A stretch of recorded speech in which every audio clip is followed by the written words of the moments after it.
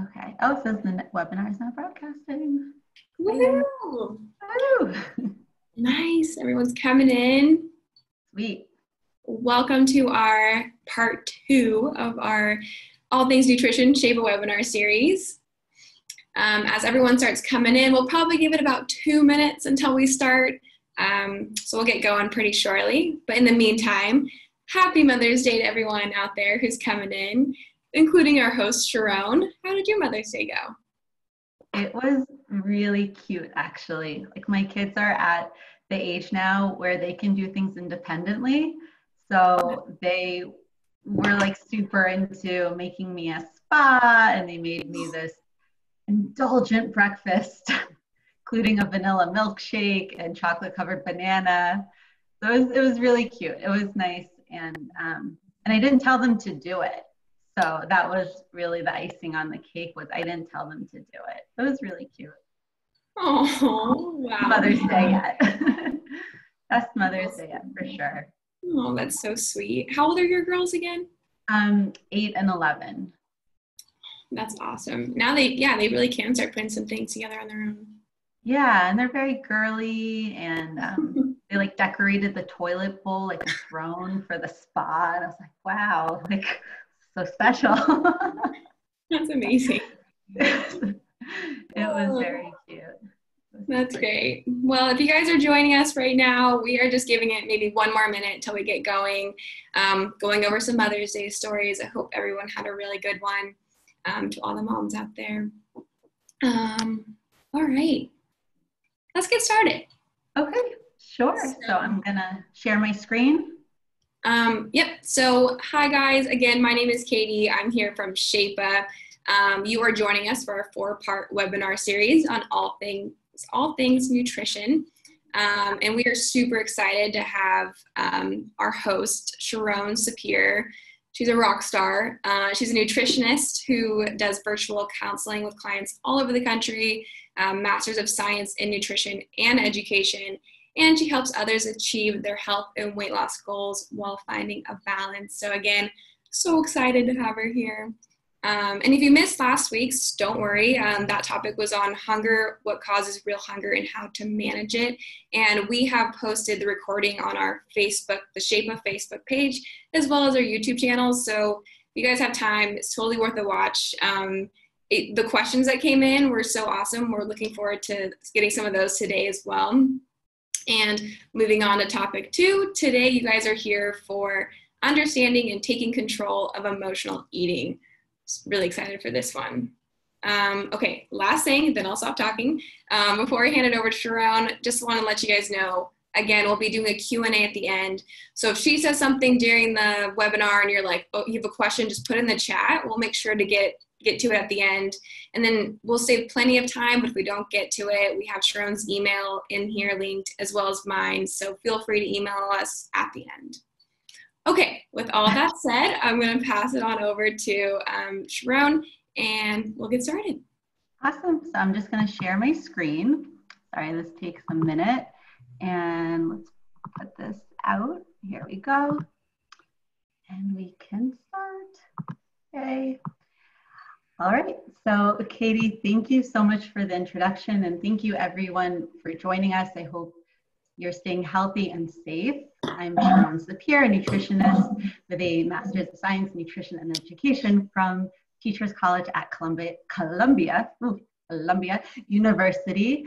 And emotional eating is a topic that's near and dear to my heart because it's something that I've struggled with since as far back as I can remember, and one that many of my clients struggle with too. We're just wired differently. Food, especially indulgent food, comfort foods, light up our reward system. You know, you talk about shopping, gambling, playing video games, all that stuff, it just doesn't hold a candle to what food does for us.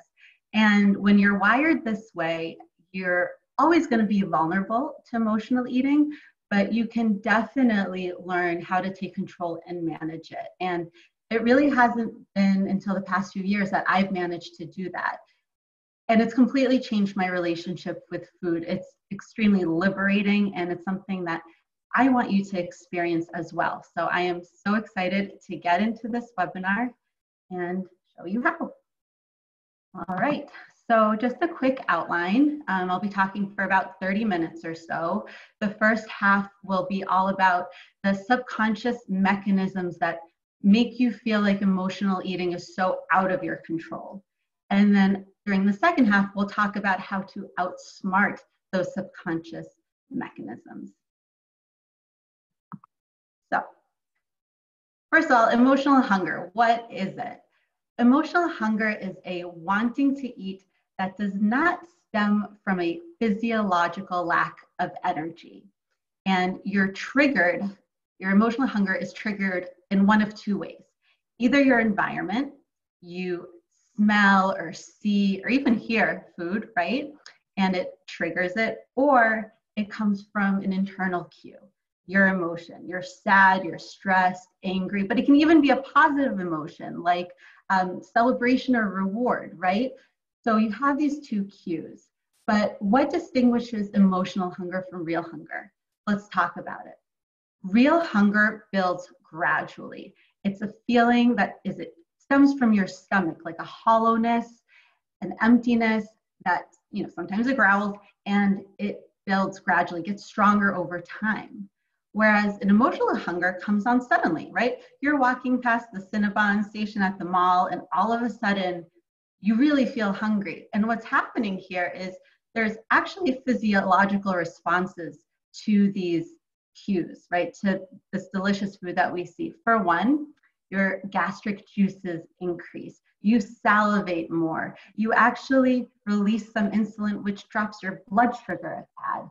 And your hunger hormone, ghrelin, I always call it gremlin because it's like a nuisance, like a little rascal. So ghrelin, aka gremlin, increases as well. So you actually feel like it's hunger, but it comes on suddenly, whereas real hunger comes on gradually. With real hunger, you're satisfied once you're full, for the most part, right? Like you are hungry, you ate, you're full. But with emotional hunger, it's like you're never satisfied. You're still yearning for that fullness, that you don't get what you're looking for. With real hunger, you're not that particular. I mean, of course you have your food preferences, but you're not that picky. With emotional hunger, you are extremely particular. It's I have to have that. And that is something specific. I have to have that is emotional hunger. Now, with real hunger, you eat intentionally. You're hungry, you decide to eat, it's intentional. With emotional hunger, it's often done impulsively. And if you suffer from ADHD, which is believed to be underdiagnosed in the adult population, you might have an even harder time with this part because you're more likely to eat impulsively. Like you eat before your brain even registers what happened. And I've been there, so I understand it. Linked to ADHD is also procrastinating because people with ADHD hate boring tasks even more than other people do. So they're even more likely to eat to put off doing it. Also been there. But I really think everyone procrastinates. And real hunger is functional. It serves a purpose. But what we're going to learn is that emotional hunger is functional too. It also serves a purpose. So let's talk about our external cues that trigger emotional eating, our environment. Back when we evolved in an environment of food scarcity and unpredictability. You're wired to pounce on food because you didn't know when you'd have another opportunity to eat. Now, over time, our environment has changed drastically. Food is available all the time, everywhere, right? You have delivery, takeout, cafes, vending machines, highly processed food that keeps forever in your freezer or your pantry. I mean, and there's a huge variety of it. We tend to eat the more variety we have. You don't even have a chance to get bored because there's so many new products coming out all the time. It's really stimulating your appetite. And on top of that, we found a way to make food cheap. It's like the more calories and fewer nutrients in a food, the cheaper it is. And we love a good value, you know, supersizing for very little money, endless pasta bowls, buffets. We just love value. And portion sizes have increased tremendously over the past 60, 70 years. They're saying as much as 138%, which is 2 to 3 times what they were. I mean, that's insane. We eat what we're served too. So if portion sizes are bigger, we're eating them. And a study even found that the larger the portion size, the bigger bites you take and at a faster rate. It just blows my mind. So we're not only dealing with these oversized these big portion sizes at restaurants, we're actually mimicking those sizes at home because we don't even know what a portion size really is anymore. So we're just copying what we see, and that's a problem. Further, food scientists have you figured out. They study us. They know the exact combination of salt, fat, and sugar, not to mention mouthfeel, texture, temperature, that not only makes food irresistible, it makes it hard to stop eating once we start. And they've even categorized us into chewers, crunchers, that's like 75% of the population. And then there's the smushers and the suckers, people who like hard candy.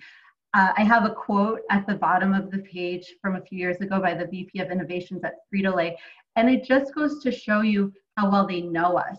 They even there's a device that measures the crunch of a chip, how loud it reverberates through your ears. Like, this is kind of sick. I mean, they really know us better than we know ourselves, and they create food that we can't resist. So the past 60 years or so, we've also become a lot more sedentary. We've been sitting on our tuchus. You don't know what tuchus is? It's Yiddish for your derriere. Also happens to be one of my favorite words. So we've been sitting on our tuchus, and while we've been sitting on our tuchus, we've been consuming a lot of media. And there's sneaky people in media who they use something called neuromarketing to advertise these engineered foods to us. They know how to send signals to our subconscious, which is a little unnerving. And lastly, eating, especially together socially, is ingrained in our culture. It's how we socialize, and we mimic behaviors of people around us. So if we're surrounded by people eating, we're much more likely to eat. And there's also a pressure to eat. I mean, I'm sure you've been at the holiday party where people are pushing food on you. And people also don't like to eat alone. If you're not eating, it's highlighting that they're not eating, they're uncomfortable, and they pressure you to eat. So this is all really problematic. This environment is driving us to overeat. And it's not that you're weak. This is the environment that you're dealing with. And there's a specific term for this environment. It's called an obesogenic environment. This is what you're up against. So, as if that weren't enough, right? We're also dealing with internal cues, our emotions. And it starts from childhood. Most of us are not taught how to deal with our emotions. If anything, we're taught that food solves everything, right? You skin your knee, you get a lollipop, you do great on a test, you get taken out for ice cream, you didn't make the school play, mom bakes cookies with you. And if you didn't shut up, food was thrown at you because mom needed a few minutes to just breathe. I know it's been especially difficult lately with the kids home. There's a great book called How to Stop Losing with Your Kids by Dr. Carla Naumberg. I recommend it, just a side note, because it has been very challenging lately. So here we are with our emotions, and at the core of emotional eating is not dealing with our emotions. All we want when we're feeling these negative emotions is to feel better. That's our craving. I just want to feel better. Now, what makes us feel better? Well, we have a chemical in our brain called serotonin. And the easiest way to boost serotonin, which is responsible for mood stabilization and increased feelings of happiness, is to eat simple carbs, fast carbs. They start digesting in your stomach so that you get that hit very, very quickly. And you do feel better, right? It does boost serotonin. But again, these foods are engineered to make you overeat them. And when you overeat them, of course, you get the feelings of guilt and shame, not to mention you get physically uncomfortable, right? And you usually feel even worse than you did originally, and you end up at the top of this loop. And it's frustrating because if I asked you at any other point in time, is chocolate cake going to make you feel better? Is it going to solve this negative emotion that you had? You'd be like, no, like definitely not. I'll probably feel worse. But when you're in that moment, that's all you can think about. You're completely fixated on, I have to have that, right? That's the emotional hunger. I have to have that. And so why, even though in so many times before it didn't help you, you're stuck there. Why are you stuck there? I'm going to tell you. Meet dopamine, your brain's frat boys. I'm serious now. We used to think that dopamine was associated with pleasure, but what recent research has shown is that it's actually released in anticipation of a reward. So let's go back to when we were evolving in this environment of food scarcity and unpredictability. Well, if you were picking berries, dopamine wanted you to keep picking berries, like stay on task, don't get distracted by pebbles and bam bam, you know? If you are hunting, keep hunting, don't get tired. Evolution doesn't care if we were happy, but it uses the promise of reward, the promise of happiness to keep us hunting, gathering, working, mating, to keep us alive, to keep us on task. And that's great in that environment. But now we're dealing with a totally different environment. And what dopamine also does is when it's released, other stress hormones are released. And that's almost like to put added pressure to make you feel like it's a life or death situation, that you must complete this behavior to get the reward. And I mean, I'm sure you've been there where you're staring at the chocolate cake and you're like stressed but captivated at the same time. That's dopamine. And it can make us do things like crawl on all fours to find the cookies in the back of the pantry or look through the trash. You know, I can't be the only person who's done this, right? If it hasn't touched anything, it's totally fine, legit. Been there. That's dopamine. And then of course we have a reward. We usually overeat it, don't feel great, have feelings of guilt and shame, and end up at the top of this habit loop that started with either an internal cue, emotion, or an external cue, your environment. So at this point, you might be feeling like, wow, there's so many things working against me, right? Because you have these dopamine frat boys, they're chanting, chug, chug, do it, do it, do it. Like, dopamine's the frat boy. And you have your environment, your obesogenic environment. Like, do you have a chance? And the answer is yes, you do. You aren't powerless. The first thing you want to do is arm yourself with your lifestyle so that you can be in the best position possible to deal with these situations. You can be as strong as possible. You want to address your stress, sleep, mood, and food.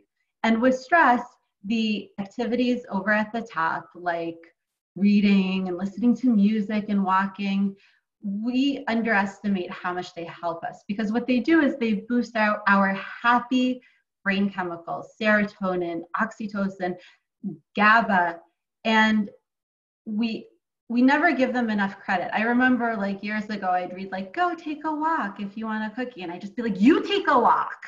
Like it would just make me so angry. Like, no. Instead, I would want to do, right, one of the activities on the bottom, which we associate with stress relief. But again, because we learned that dopamine releases stress hormones, that those activities end up being stressful for us. So you want to engage in as many activities at the top as you can, because that will reduce stress and hopefully also promote better sleep. When we're less stressed, we tend to sleep better. And sleep, as you know, is really important because when you're sleep deprived and you're exhausted, you grab quick energy. You just want whatever is fast and available. Your self-control is not very high. And of course, life is life and it's hard sometimes to get sleep, but you don't want to have that end of life regret that you could have had a better, healthier life if you weren't binge watching Netflix every night, scrolling through Facebook for hours. It would just be a shame. That's all I have to say. So if those activities are keeping you up late, see what you can do to get a handle on them because the payoff is very big. Now, in terms of mood, well, if anyone knows that the number on the scale is just the number, it's me. I documented my morning weigh-ins for months on my Instagram stories. If I went up half a pound, I explained why. If I went down half a pound, I explained why. Because these are all water fluctuations. They're not fat fluctuations. If you want to know what's happening with your body fat, you have to take those daily numbers, track them, and see what's happening with the trend over time. That is, see what's happening to the average of those numbers.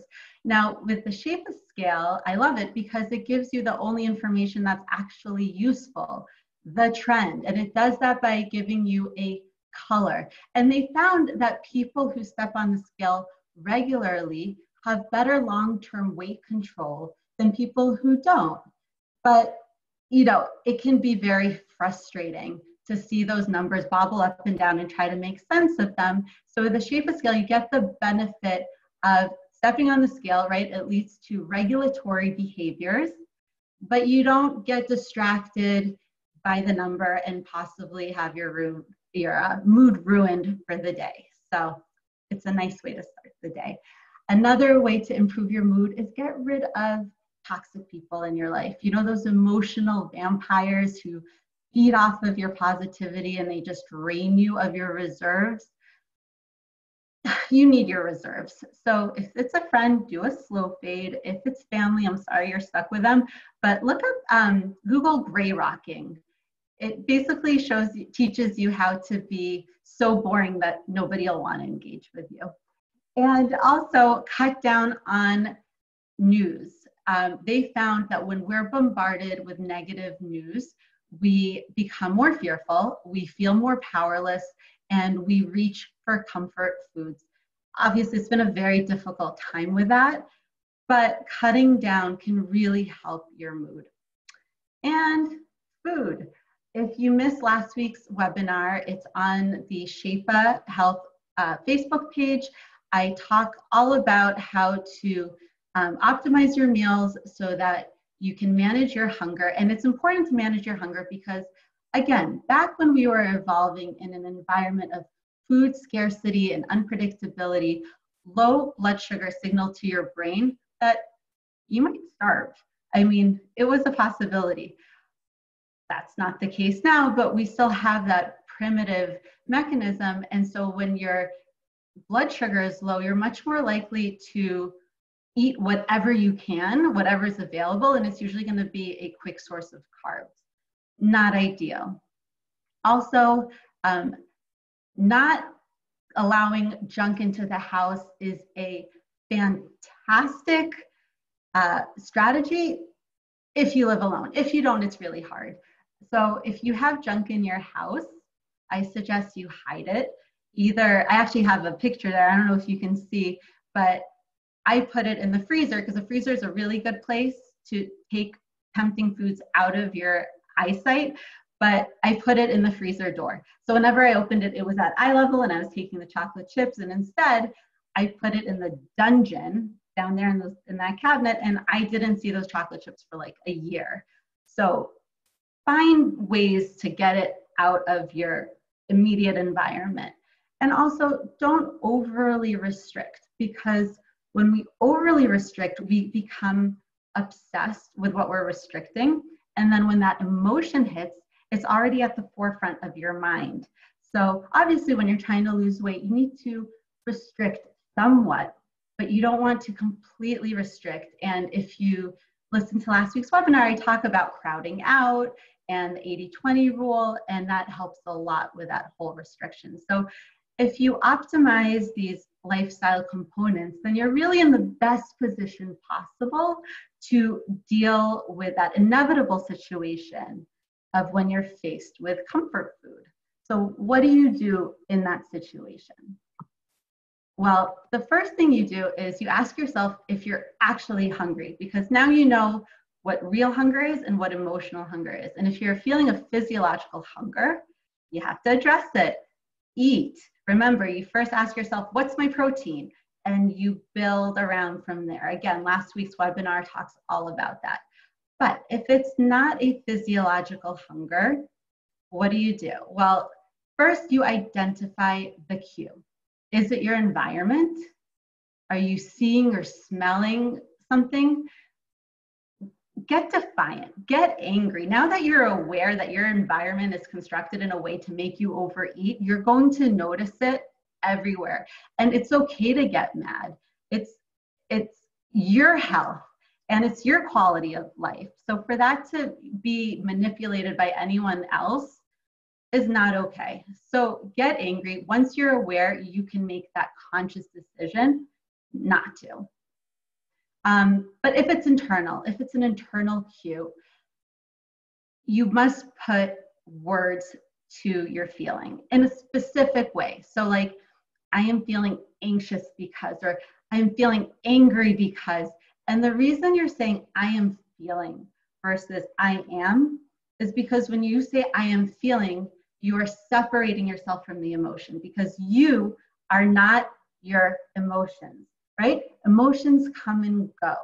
And when you separate yourself and you sit with them and you see that eventually they dissipate, you become the observer. Remember, we weren't taught to be okay with not feeling okay. So this is how we start to be okay with that.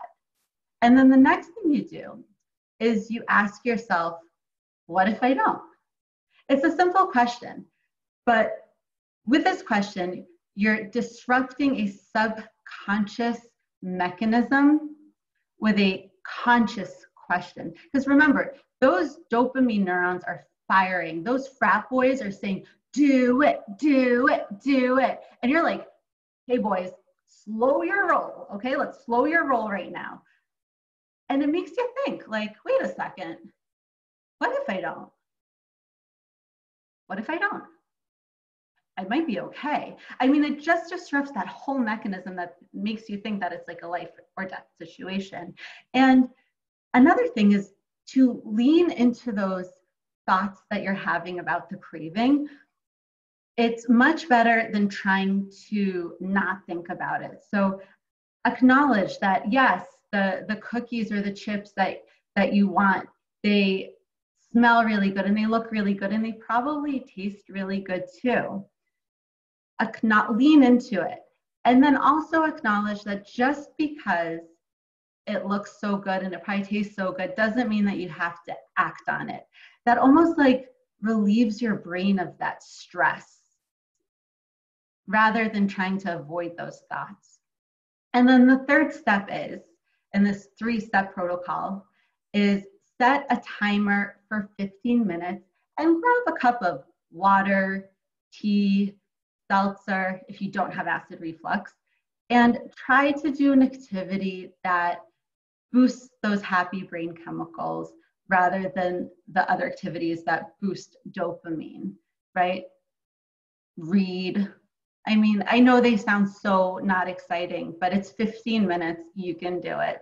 And then if you've gone through this whole protocol and you still decide you want to eat it, that's fine. Now this is a conscious decision. You're in control. So eat it, but eat it mindfully. And Sujata Saminathan, psychologist and Shapa intern, wrote a fabulous blog up on the Shapa site about eating mindfully and how to do it. And it's so important. So check that out, because when you eat mindfully, you either A, eat less of it because you're satisfied a lot sooner, or B, you realize it's really not having the desired effect.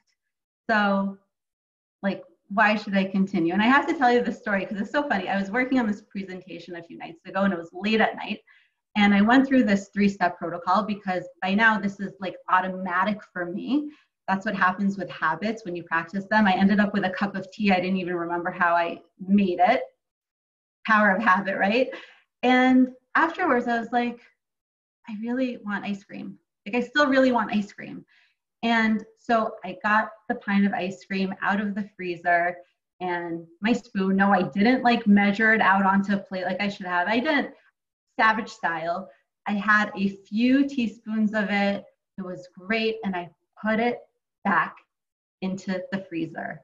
And for me, this is victorious because years ago, I would have not only finished the whole pint off, I would have looked for whatever else was bad. You know, I blew it. I might as well like just get everything in now and I'll be better tomorrow. And of course, had the feelings of guilt, shame, not to mention just feel awful physically. So being able to have a few teaspoons and put it back in the freezer just shows me too how far I've been and how my relationship with food has changed drastically, and yours can too.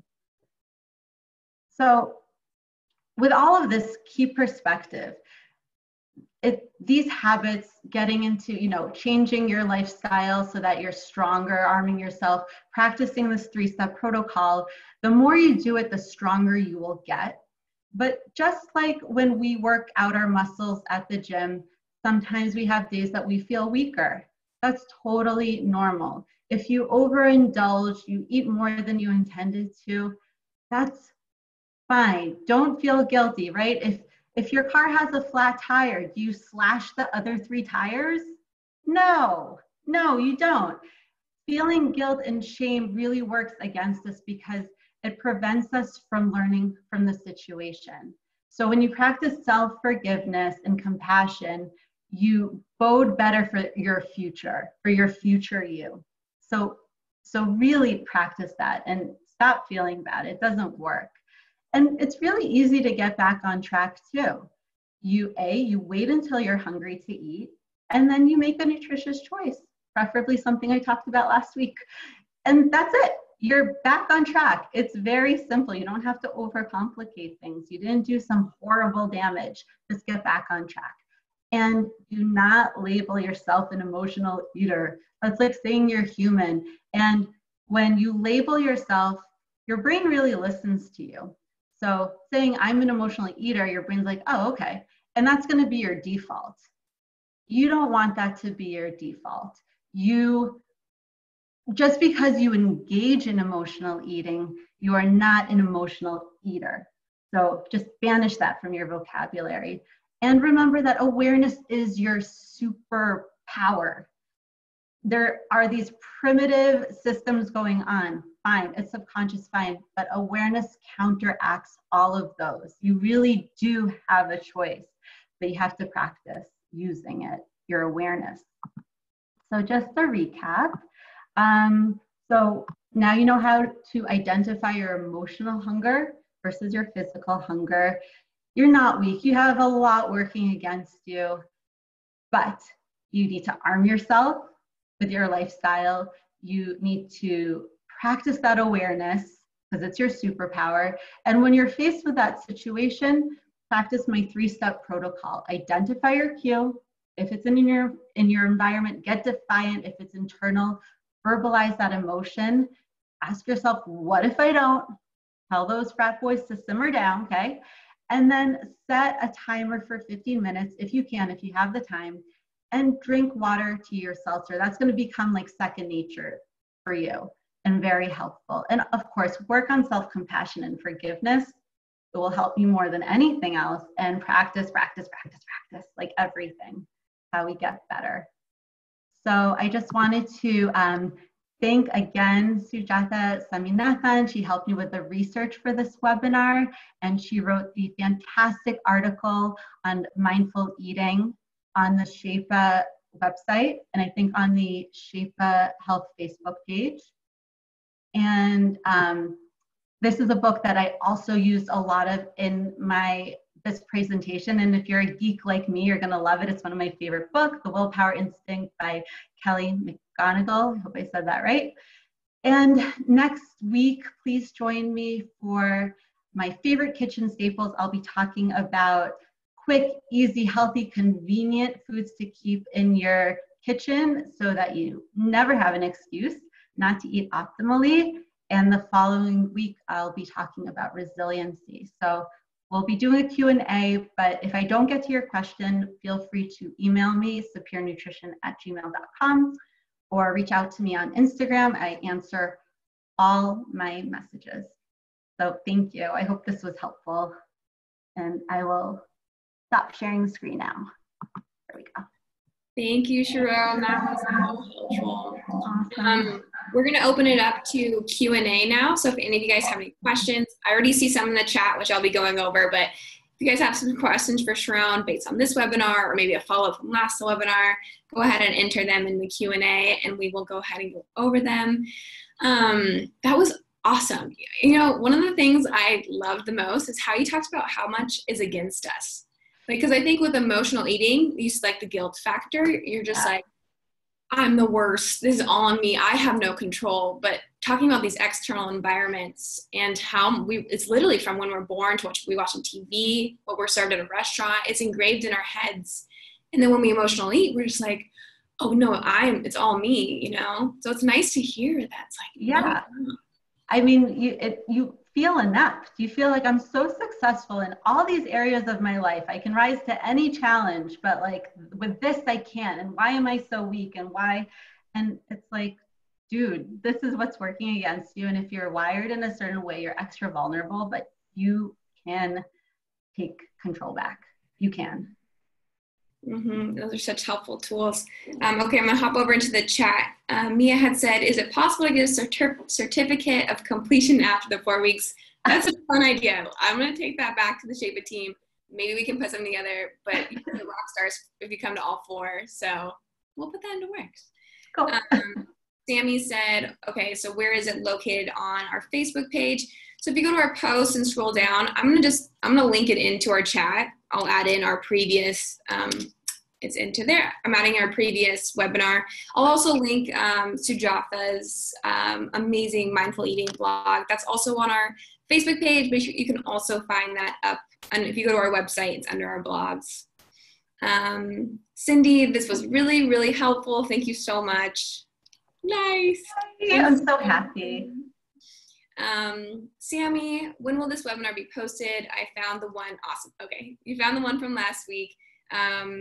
You might want to point out it's on Shapa Health. Yes, the Facebook is called Shapa Health. So go ahead and find it on our post. And so this one will be posted within a few hours right after this is done. I'll post it up on the YouTube and then I'll link the YouTube link onto our Facebook. So you guys can rewatch it again, send it to a friend, whatever is helpful. Coming in from Kim, great presentation. Love the tip about don't label yourself as an emotional eater. I think when you do that, you give yourself permission and an excuse. I will take control back. Yes! That's what I want for you because I've been there and I've labeled myself an emotional eater and you can't. You're not. That's it. That's awesome. We got more thanks from Kate. You're welcome. From Jennifer, Sharon rocks. Thanks so much. Love the 15-minute idea. Yeah, it's just enough time for that craving to pass because cravings, they come and go, just kind of like feelings, right? So that 15 minutes is enough time to take that space and then reevaluate. Usually it passes, but if it doesn't, it's okay. You're in control now. That's what matters. That's awesome. Sammy, not in Shapa community. It's the one from last week should be in there, but I'll be adding this one as well into the Shapa community. Shout out to all of our Shapa community that's here joining us. Might pronounce your name wrong. I'm gonna go for it. I'm so sorry. I'm terrible with names. How long did it take for you to adopt the 3-step habits?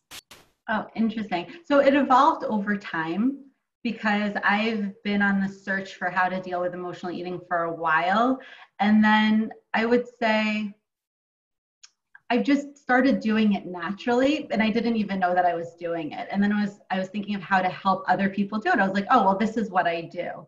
And really, with all habits, it's hard at first. It takes effort, but then you go on autopilot. And once you're on autopilot, it becomes really easy.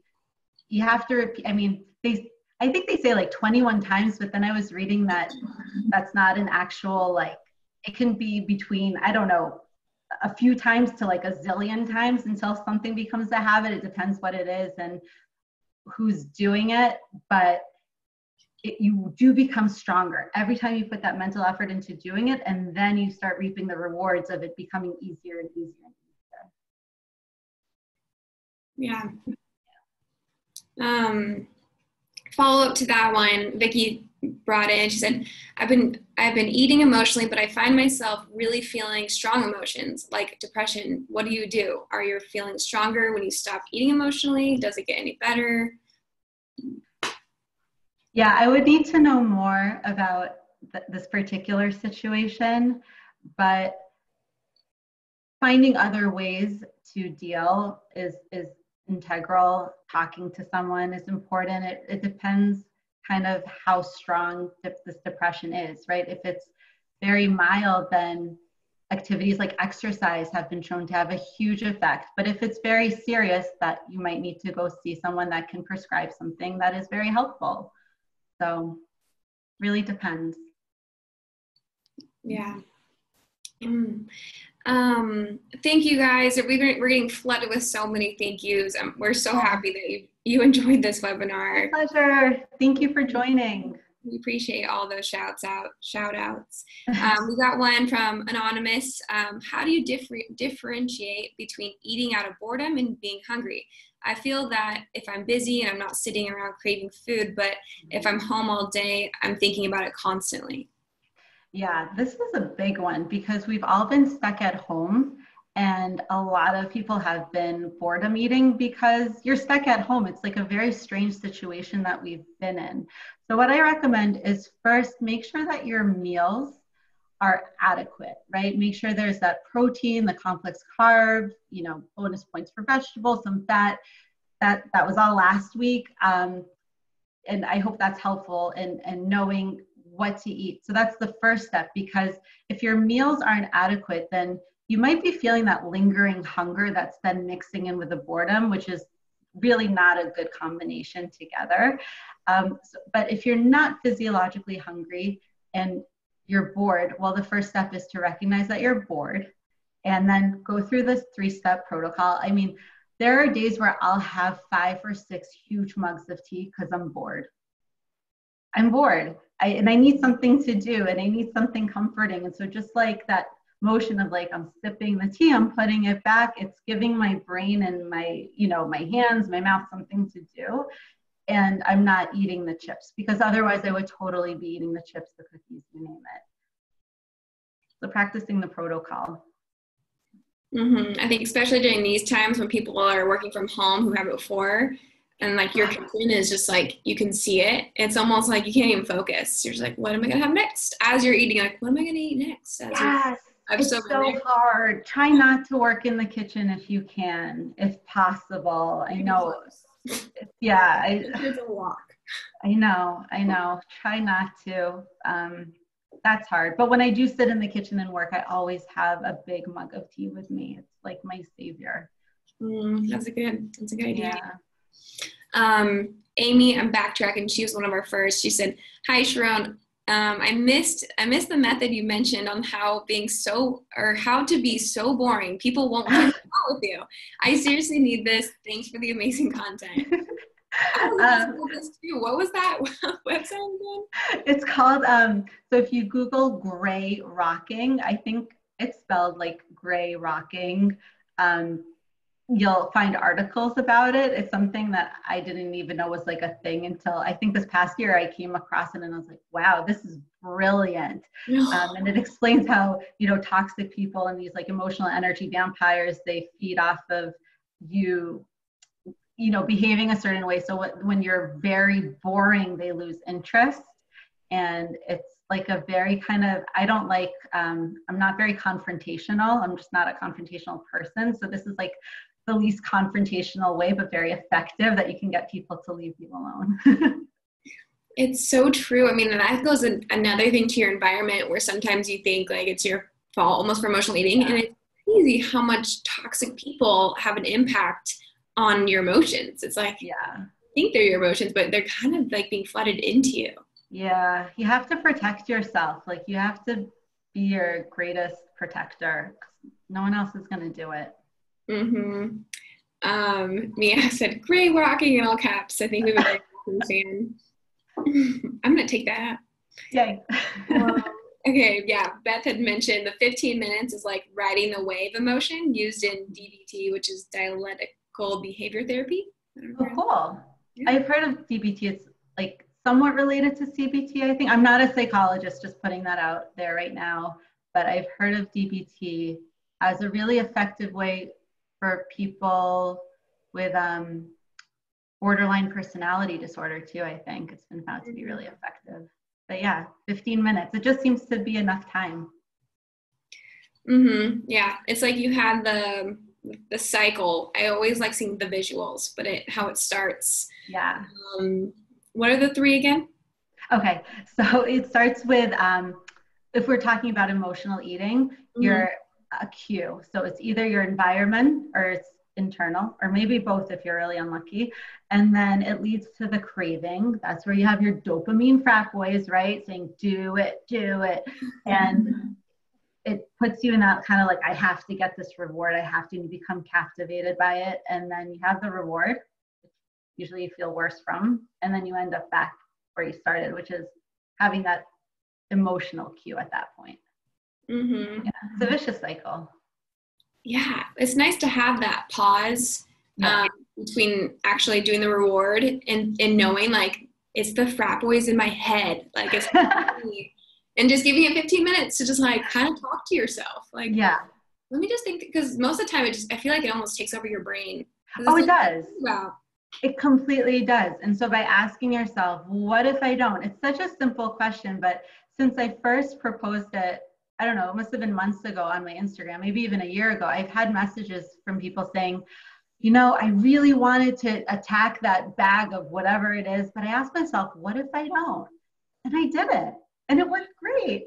And it's I'm like, I need to make a t-shirt with like, what if I don't all over it? Like that, just as a reminder, what if I don't? It's simple, but it brings that consciousness up, that awareness. Yeah. The what if I don't, that's like one of the biggest takeaways I feel for me. It's just like such a simple thing to remember and something you can apply. And it's so gentle. It's just asking, well, what if I don't? What if I do? And then you think about the what if I do, and you're like, I probably won't feel that good still. Right. Probably won't feel good. Yeah. Oh, yeah. Mia said, how about just don't purchase? Yeah. Having those things in the house are... Okay, so I have to tell you a story, and I hope I don't get in trouble for this. So since quarantine, usually I do all the food shopping. I'm responsible for it, and I really don't buy a lot of junk, especially because I have a hard time staying away from junk. It's calling to me. Of course, I do the protocol. I can manage it, but it's not fun to have that temptation around you. But since quarantine, my husband's decided that he wants to go food shopping, and we aren't exactly on the same page with the importance of nutrition. So every time he comes back with like packages of junk food. And I mean, like, I've never seen so much junk food in my life, and it's in my kitchen. So as soon as he does that, I'm like swirling it away in like the farthest corners of the pantry. I'm sticking whatever I can deep in the freezer. I'm doing everything to just not have it around me, because even if I cannot eat it, it's annoying to me to be surrounded by it and to see it, because it's still a temptation that I'm fighting. So yeah, if you can just not have it in the house, way easier, way better. It's like the dungeon, like you said. Dungeon, yeah, the dungeon of the freezer. I love thinking of things in metaphors. Yeah, somewhere deep in Middle Earth. Not that those things are bad, but it's like, I just feel like if it's in your face, it looks delicious. Just harder. Yeah. It's like, it's taking energy from you. So why put yourself in that position if you don't have to? Mm-hmm. We got a good question here from Wilma. She said, I feel like I eat the worst when I'm sick and feeling sorry for myself. Is there anything else you would suggest? Yeah, that's hard. That's what we do when we feel awful. I think, I mean, my brain always goes to the 3-step protocol, right? Like acknowledge that like I am feeling sick. I am feeling sorry for myself. I know this will pass because emotions pass. We are not our emotions, and emotions dissipate. Might take a while, but they do. And then to find another activity. I mean, I hate to keep saying tea, but maybe that's just because for me, that's what it is. But if it's not tea, it's something else that you feel is nurturing to yourself because you want to comfort yourself in a way that is nurturing rather than, you're dealing with the dopamine and the stress and everything like that. So yeah, it's going through that protocol and finding something else and being okay with not feeling okay. It's probably one of the hardest things ever to do, but you're still better off. Your future you is happier when you can do that. Yeah. Thanks, Wilma. Okay, we have another one coming in from Joanne. Can you talk a little bit about obesogenic environment a little bit more? Sure. So it's just a term to describe all the factors that are taking place, right? Everything in our environment that's driving us to eat, to overeat, right? It's not just to eat, it's to overeat. So obesogenic, I mean, I guess I don't really know the origin of the term, but I'm guessing it has to do with obesity, right? It's an environment that drives us to overeat, creates more obesity, and it's coming at you from so many different places.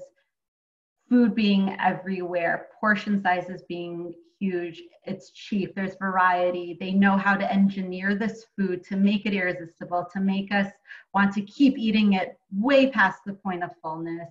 The advertising, the way that we interact around food, how we socialize around it. So all of those factors comprise an environment that drives you to overeat, and it's all subconsciously. But once you're aware of it, now you're gonna see it everywhere, and that's when the power is now in your hands. Once you're aware, you can be like, oh, okay, I see what's happening, and no, I'm not gonna allow it.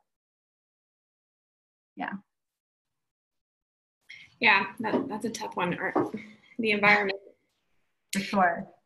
It's everywhere. It's everywhere. But that's why these tools are so helpful in your everyday. Yeah, you can fight it.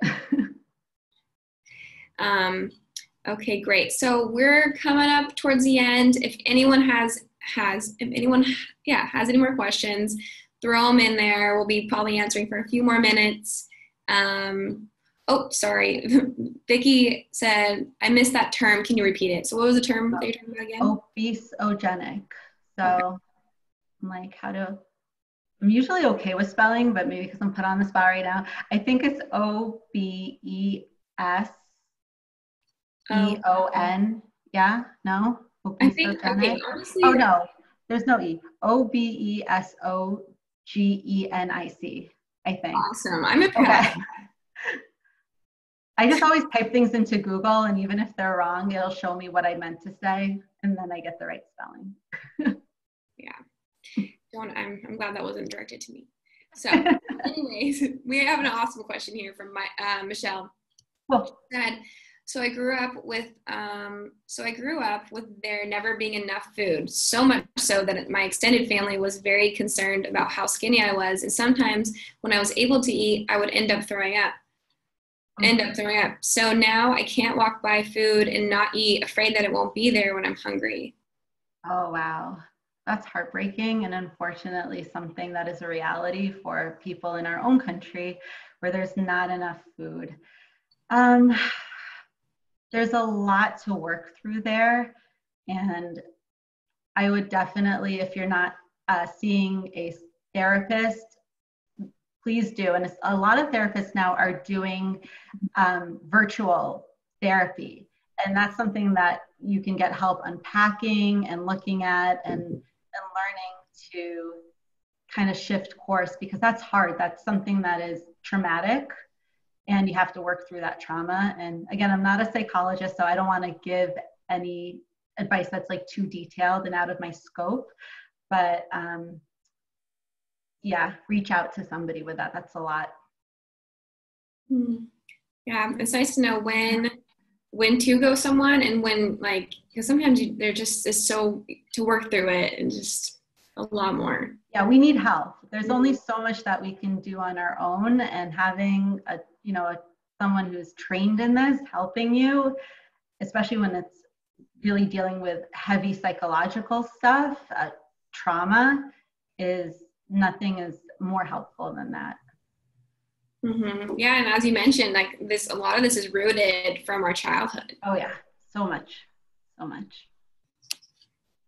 Great. All right. So, from Jennifer, thank you so much, Sharon. This has been amazing. Yay. All the tools sound so doable, and I think it'll make a huge difference at 10 p.m. when I'm lingering around the fridge when the house is finally quiet.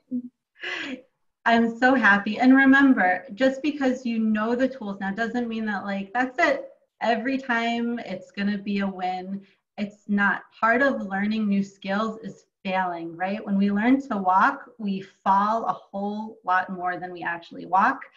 So it's the same thing with this, but show that perseverance, keep practicing, and it does pay off. And be very kind to yourself, because it's not easy to learn new skills and habits, but you have to just show yourself forgiveness and keep going. Mm-hmm. Yes, I love how you touched on being kind to yourself. And it's such a practice. Like you said, you usually would have eaten the whole pint, but you had 2 teaspoons, tablespoons, and you were like, that's such a win. I still had ice cream, but like, look at that win. I didn't go big. It's the most liberating feeling. And honestly, if you had asked me a few years ago if I could ever get to this point, I would have said no, because I never could. It was always that downward spiral. But you can. You really, really, really can. It did take time, but it's worth it. It's worth all the effort.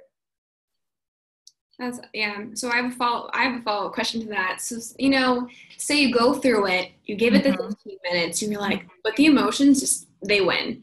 So you blow it. In your head, you blow it. Mm-hmm. What would you suggest for the next day? Like, how do you approach your next day? I wouldn't even wait until the next day. I mean, unless it's, of course, like late at night, but it's so easy to get back on track. Like it's so easy that we don't even think about it. Wait until you're hungry. That's the first thing. Just wait until you're hungry. And if you really overdid it, that might not be for 6 or 7 hours. It might not. And that's okay. But you wait and you wait. And then when you finally experience hunger, you make a choice that your future you would be proud of. An optimal meal that has the protein and the fiber and the complex carbs and things that really nurture you. And that's it. You're back on track. You don't look back. You never look back, because those bad feelings, they don't serve a purpose. They really don't. They don't help you in any way. And we're really, the way that we look and feel, it's an average. It's an average of everything we eat in our lifestyle. And so one meal that you completely go off on, it's like, well, that's one meal of at least like 21. That's not going to shift your average very much. It's not, we make it such a big deal in our heads, but it's really not. I mean, it's not. So you just move forward, get back on track. That's really good advice. It's just one out of how many meals we eat? Like, I mean, at least 21 in a week. So no, that's really good. I'm all for the no guilt kind of. It's not helpful. I know. Okay, we're gonna wrap it up here. I'm just gonna do a couple last shout outs. Cecilia, thank you. She said, thank you so much. I love seeing the difference between psychological hunger and emotional hunger. That's so helpful. And Alexandra could go both ways. Such great information. I'll be using this and passing on to my family and friends. Thank you so much, you guys. And She said she's coming in from the Netherlands. That's awesome. That's amazing. Thank you for joining us. She said it's 8 p.m. there. Got to put the kids to bed. So she might even be gone. But okay, let's wrap up here. So Sharon, can you give people, I don't know if you can throw up the slide or just let them know what your email is. And so maybe they can contact you if they have anything else, or maybe want to reach out to you. So if you guys have any more questions, please send them her way. And then can you also introduce the next topic for next week? Sure. So the next topic next week, it's all my favorite kitchen staples, what I keep in my kitchen that is really easy, quick, and convenient. I don't like to cook. I'm a nutritionist who doesn't like to cook. So I don't like to futz in the kitchen, but I obviously eating healthy meals is very important to me. I value my health and everything else. So I have foods that I rely on that I think are helpful for everyone to keep around if they like them, and how to put them together optimally too. So it'll be definitely a different webinar. It's not going to be this heavy topic, but hopefully it'll be very useful and informative, and you'll pick up some ideas. And yeah, feel free to reach me. It's sapirnutrition@gmail.com, or my Instagram, where I try to do like a daily helpful post. It's also Sapir Nutrition, SAPIR. I'd love to hear from you. Awesome. Thank you so much. Really looking forward to that. And again, that's next Wednesday, same time, 12 p.m. Central Time, 1 p.m. Eastern Time. And for my fellow Pacific Standard Time people, it's 10 a.m. Okay, thank you guys. And we will see you next week. And this will be recorded. I got another question. We're going to be putting it up in the next 2 hours if you want to send it out or watch it again. Stay tuned on the Shapa Health page, Facebook page. Also, we have a YouTube channel. And if you still can't find it, my email is within this webinar, and I will email it right to you. Okay, awesome. Thanks, guys. We'll see you next week. Bye, everyone. Thank you.